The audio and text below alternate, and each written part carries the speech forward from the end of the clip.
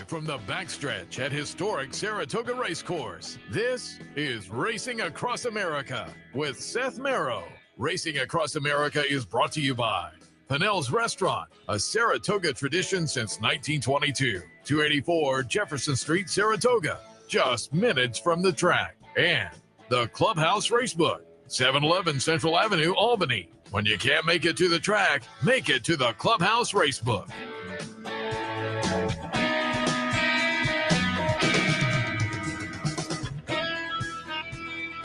Good morning and welcome to Racing Across America on a Travers Saturday that you can't beat. The weather's great, temperature, sun. It's going to be a great day.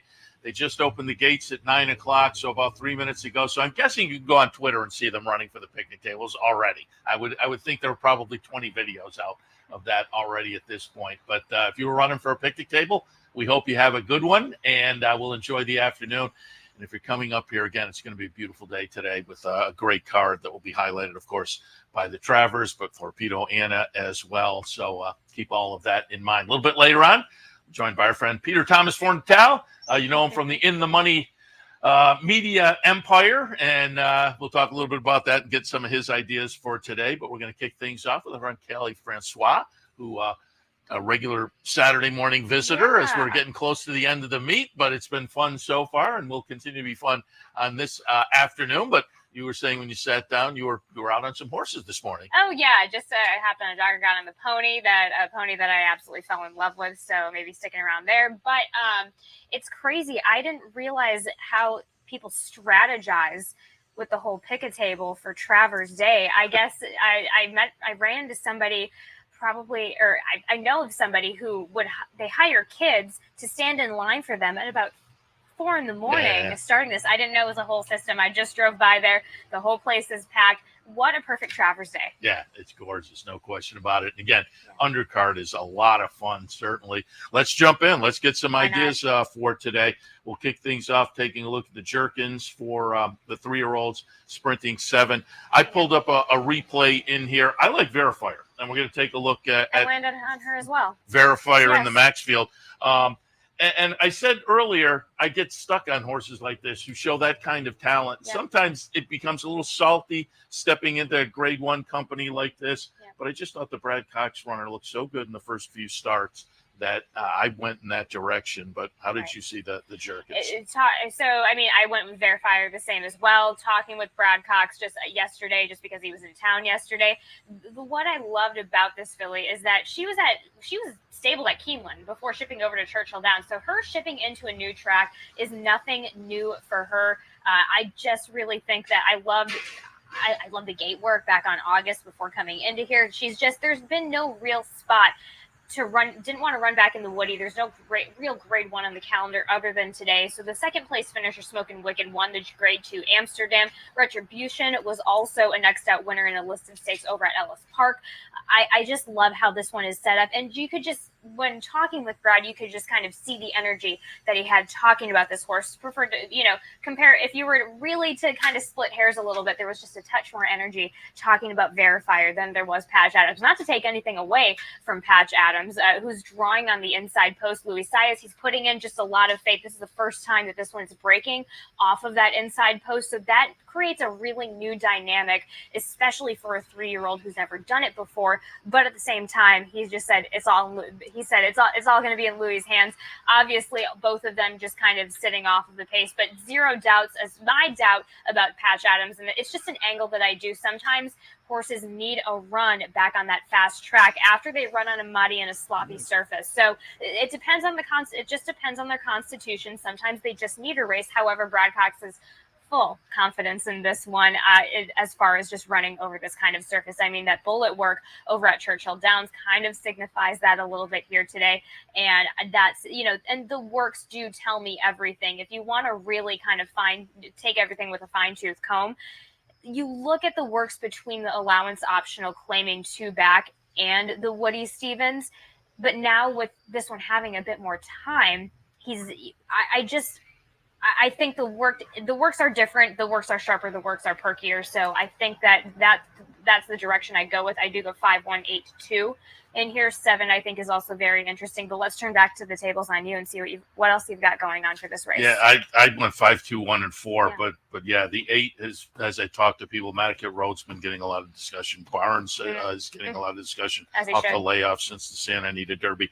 Yeah. Chancellor McPatrick, I said on the handicapping show earlier, I may regret putting that one down in the 4th spot because I think that last race might be a rebound. The cutback today, Chancellor McPatrick made better my rating. Put it down in the 4th spot. I love the horse. I just don't know if I love the horse for this spot right now. It's just kind of not one of Chad's strengths to shorten him up. And it's just with what's been coming into the field here, you really do have some real rockets, and that I think that's the big thing. But Midland Money kind of drew my attention here. Just with these speedy works, you do have a touch of worrisome that, this horse worked in 46-1 last week. So you have to wonder, hey, did this horse basically run its race already? However, the distance breeding kind of works with this one. The half sibling won at a routing distance. The dam's half sibling won specifically at the 7 furlongs. I just kind of really got my attention there. And just Captain Cook got my attention as well. Todd Pletcher, 3 for 10 with the blinkers off as well.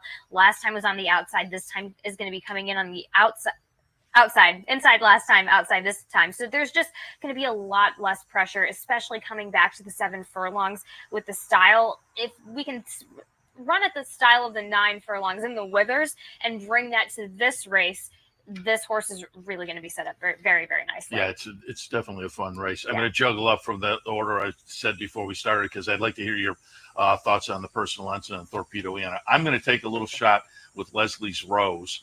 I think Torpedo Anna is legitimate, has shown affinity for the track, including the big number in the Travers running second last year. But other than that, a couple of wins over the track. So I think she's legit. I just think Leslie's Rose is legit as well, coming in off the Shoe V. So I have those two very close, but I tilted slightly towards Leslie's Rose. Randomized is interesting. Darth Vader may be interesting, but to me, the top two, the 6 and the 7, are the players in here. How did you see the personal ensign? We keep talking about the talent of the fillies and the mares in this race, but this is very much a jock's race. So when you talk about the subject of Leslie Rose, Torpedo Anna, you're talking about between Irad and Brian Hernandez, because they're both going to be going, where Hernandez wants to go with this one.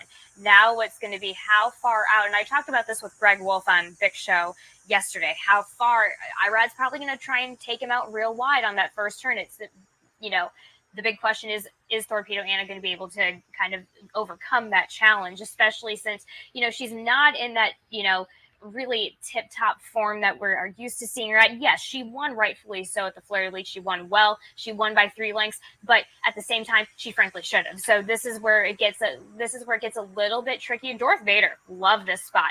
Probably not going to be doing what they did last time out. As I mentioned in the number 4, Darth Vader, George Weaver, John Velasquez, the big difference between that last effort and the Ogden Phipps win. The Ogden Phipps drew the inside but sat right off of the pace. Last time out, kind of inherited pressing for the pace, and that just wasn't what this individual wanted at all. So this one is just one where the race needs to come to them, and I think that's kind of the approach that they're going to be taking here today. I was on Raging Sea, and then I kind of got off of Raging Sea a little bit, but belongs in this race, in this company. We just kind of need to see a little bit. But 2 Back in the gate was just really wide set in the hind end, which kind of caused her to kind of hit the gate a little bit and kind of not miss the break, but be slow on the break. And she essentially it was kind of like a pinball action as probably 2-3 jumps out of the gate. So I think that actually took quite a lot out of her race, 2 Back. So just kind of recovering from that. Just need to see it, however. Again, kind of the exclamation points to Travers, but with Torpedo Anna, that race is going to attract a lot of attention. And just some thoughts on the Travers. I said, there's been plenty of discussion on magnitude with the 2 triple-digit buyers coming in, speed from the rail.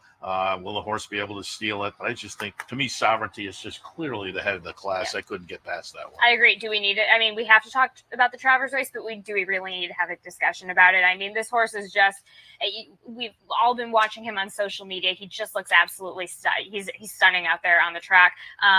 Strategic Focus with the blinkers on. Very interesting. Chad Brown, 10 for 41 as of lately with the blinkers on. That's a nice that's a nice lush 24% strike rate as of lately. And that's kind of a barn trend. That's not over the year. This is just in the last 40 or so starts where 10 of them have been winners. So magnitude going to be very interesting. Gets the perfect setup. So really it's Ben Curtis's race to set up, and just the horse will take it. The horse is going to finish where he's going to finish in the race on the wire. But I do love Ben on the front end as well. So I do. Yeah, those are my top three. McGaffey, interesting enough. Half the Torpedo Anna should be able to handle the distance, but I mean, this is Sovereignty's race to lose, essentially. Yeah, it's going to be interesting to see. It's always horse racing. You never know, but Sovereignty to me is kind of, clearly at this point, the top 3-year-old. Kali, appreciate the visit as always. And don't forget, folks, Kali will be in the paddock, giving some paddock commentary throughout the afternoon here on the network. So tune in for that. Personal and sign on. So very good. So stay tuned for that on the network this afternoon. If you're watching from home, we'll look forward to it. We'll talk again. Thanks for having me, Seth. All right. We'll take a break. When we come back, Peter Thomas Fornatale give us some of his thoughts on this afternoon and more. Stay tuned.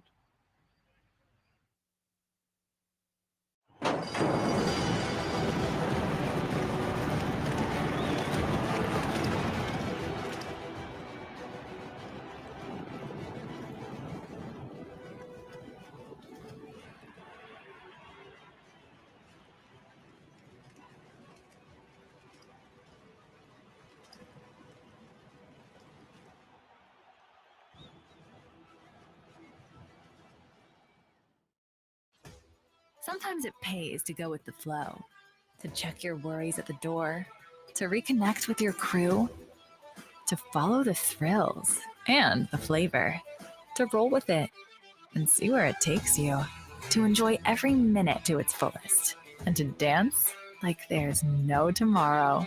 You can do that here at Rivers Casino and Resort Schenectady, where the good times flow. For centuries, the bond between horse and human has been forged in trust and hands-on care. Thoroughbred racing is combining that tradition with cutting-edge technology to raise our standards even higher. New investments in wearable biometrics, advanced imaging, and AI help optimize our safety programs. That opening quarter mile was a quick one. Every day, a commitment to improving their care. So win or lose, it's safety that runs first. To learn more, visit safetyrunsfirst.com.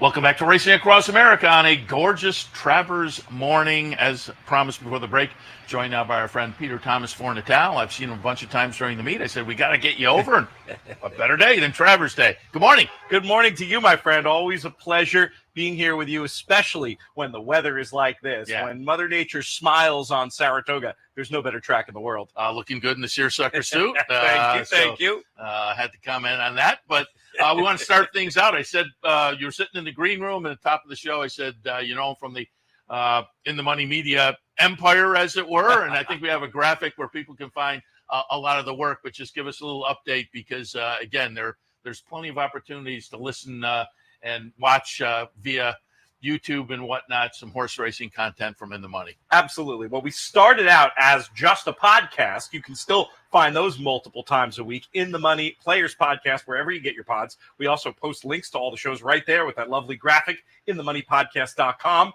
And the YouTube channel you mentioned, that's been the big explosive area of growth over the last couple of years. We got a lot of subscribers on there. If you just go to YouTube and put in the Money Media, you'll find our channel, and we've got loads of videos every week. Tends to be quicker hitting stuff, a little leaner and meaner on the YouTube side, longer on the podcast side. And that same website you see up there, your audience, I think, will be interested in this, an opportunity to get free analysis and selections from some of the top names across the country. Nice. So we've got our man Nick Tamero covering New York. We've got Dean Kepler covering California. And we've got a team around the country just providing great free analysis. InTheMoneyPodcast.com, the place to go to check it out. And if you have any questions for me, that website also has a contact page, goes right to my personal email. Happy to guide you along. I still try to help people when it comes to handicapping contests, etc. If anybody has questions for me, you can reach me right there through the contact button. I don't know if you heard my lament story from yesterday.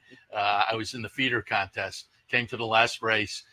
The Alexis Zorba was my dark horse play of the day. So I was $9 away from making the contest today.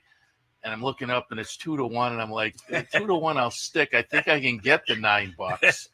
And then it clicks down to 7-5. And I'm like, that's not going to get me there. And yeah, it was borderline because you don't know the bullets people have.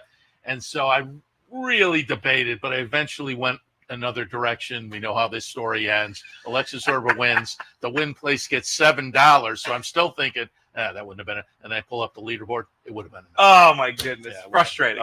They'll make you crazy. Yeah, no. But it's fun. The contest, yeah. They add a lot of spice to the daily grind. And I recommend folks check them out wherever they get an opportunity. And again, if folks have questions about how to get involved, we're big partners with the Breeders' Cup Betting Challenge. There's loads of other opportunities as well. Yeah, I always say they're a lot of fun.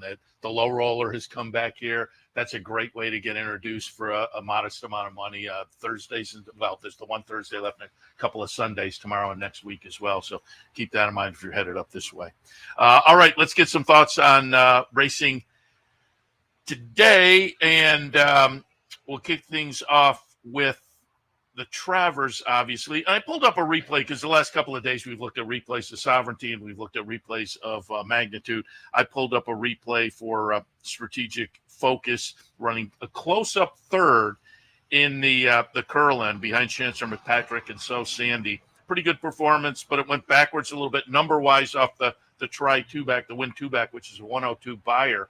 But again, you can see the Klarovich colors there. Strategic Focus, again, will wind up running close-up third. I said it earlier, though, I can't get past Sovereignty. But what are your thoughts on the Travers? I'm very similar. I mean, this is a nice horse, Strategic Focus. I didn't see enough here to make me think that 1.25 miles is going to be this one's bag. Meanwhile, this is exactly what Sovereignty wants to do. We know that. Feels like he's been laid out for this test as a stepping stone along the way to the Breeders' Cup Classic and then presumably eventually the Dubai World Cup as well. I just think the others are running for second. If he runs his race, I'm not saying you have to bet the horse. Maybe it's a race more to watch than to bet. But for me, with this pick 5, with this all-graded stake pick 5, I think it's an opportunity to just single him on the end and be able to root for this historic, very exciting horse and keep him on side and have a little bit of fun while you're at it and maybe cash a ticket for a couple bucks. Yeah, I agree. To me, he's clearly at the head of the class right now. And Mulligan and Strategic Focus have opportunities maybe to move forward in the class, but Sovereignty kind of lays over the group. And it'll be a fun, betting-wise, but a fun story. And the nice thing is the undercard offers some opportunities. And let's take a look at some of those races. Let's go to the Forego. I pulled up a replay here. I couldn't get past Bookham Dano and Mulligan. I have them 1-2, and I pulled up a replay from the Vanderbilt where they will run 1-2. Bookham Dano winning the Vanderbilt, following up a win back on Belmont Stakes weekend up here in the True North. Bishop's Bay, a little bit interesting. Most Wanted, a little bit interesting. Scotland, if you're taking a shot, could be a player. But how did you see the Forego? I think Scotland is the interesting horse to maybe come with the more logicals, especially Bookham Dano. Scotland has a progressive profile since being reinvented as an extended sprinter. I think you look through his past performance lines and you could see a few reasons to run better. Now, will he be good enough to improve to beat all of these?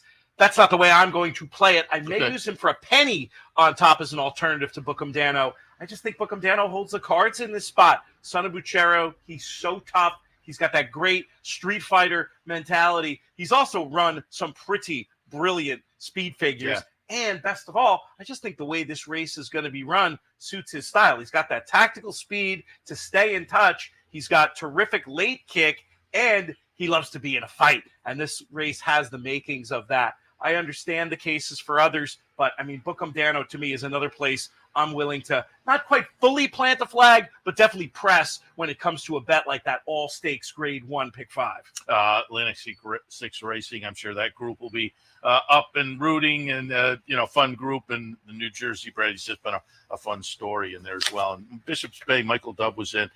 They're taking the shot in the grade 1, and I understand it, deserves it, but yeah, I couldn't get past Bookham Daniel just in the current form. My line about him in the piece that I wrote for our friends over at TheRaces.com is the best Jersey bred since Springsteen. I like that. Oh, very good. Nailed it. Yeah.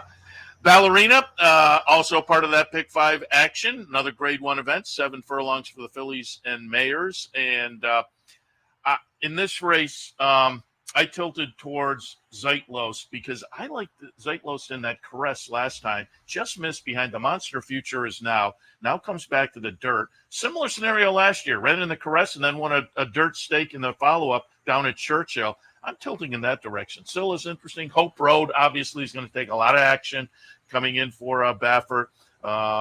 I have it 6, 7, 9, and 5. How did you see the Ballerina? It's so much more fun when I can come on here and talk about long shots. But unfortunately for me, I am going to be leaning pretty heavily towards the ones at the top of the market here. I think Scylla is the number 1 for me with a bullet. And the case really is just focus on the 7 furlong dirt races on dry dirt. And it comes into focus a bit more. And I think you can see how good she is and maybe the little bit of a class edge she has in this spot over some of these others. I do think Hope Road is the likely danger. Again, it pains me to come on here and say, well, take a look at the favorite. And if that one doesn't win, maybe the second choice. But unfortunately, that's how I see the race. Yeah. The good thing about betting, and especially a bet like that pick 5, you have an opportunity to just really lay into your strongest opinions and go ahead and play and maybe still be able to cash a decent ticket, even liking ones at the top of the market. But yeah, I was very basic with 7 and 9 there. I put Scylla right underneath, but 3 Stars doesn't have a win this year. You can make the argument against her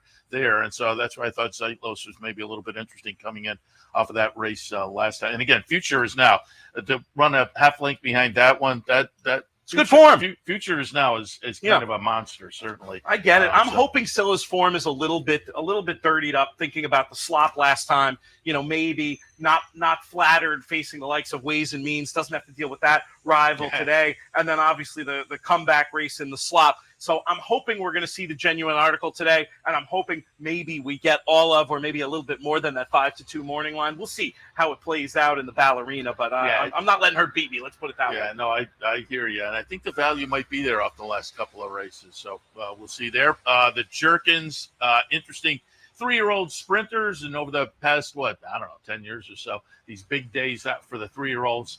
The classic kind of distance, Travers and Derby and whatnot, there always seems to be a sprint race for the 3-year-olds. We have the Woody Belmont Stakes weekend and other events like this. And the Jerkins is the undercard of the Travers, and it's living up to it. I'm going to use Verifier on top. We watched a replay of that earlier. We're going to watch a replay now of the horse I have in the second spot, Midland Money. Second career start, big win right up here at Saratoga for the Baffert runner. I said earlier, these horses, I have them 1-2. They're lightly raced. I have a soft spot for these kind of horses, and oftentimes they get the worst of it because they step into saltier company. This is a big ask. They have talent, but moving into grade 1 company is a big ask going against horses that have a little more of a resume that they've proven themselves at this kind of a situation. And one of those is Patch Adams coming out of the win in the Woody. Chancellor McPatrick, I said all morning long, I may regret putting this one down the 4th spot. I thought the last one provided a nice rebound. And I left off 2 horses that people have been discussing. I'm interested to see your thoughts. Madaket Road and Barnes, also from Baffert. The last couple of days, the folks I've talked to have leaned one way or the other there. But what are your thoughts on a really intriguing Alan Jerkins? We're similar, but a little bit different. I'm with you on Midland Money. You pointed out about the big ask. Well, when it's a big ask, one of the things I'm going to do is say, who's asking the question? When it's Bob Baffert, who has such a history of coming in here on New York's big days and picking the pockets of the locals, as it were, this is a man I trust in these situations. The thing that's really scary to me about Midland Money in a good way in this spot is I feel like the last run had the look of a prep, the type of move he's supposed to go forward off of. We know Baffert's won this race before. He's definitely in my mix. I'm hoping David Aragona's educated guess of 8-1 is anywhere near correct, because I think that would represent money. And then I'm with a cock source, but I'm with the other cock source. I'm with Patch Adams.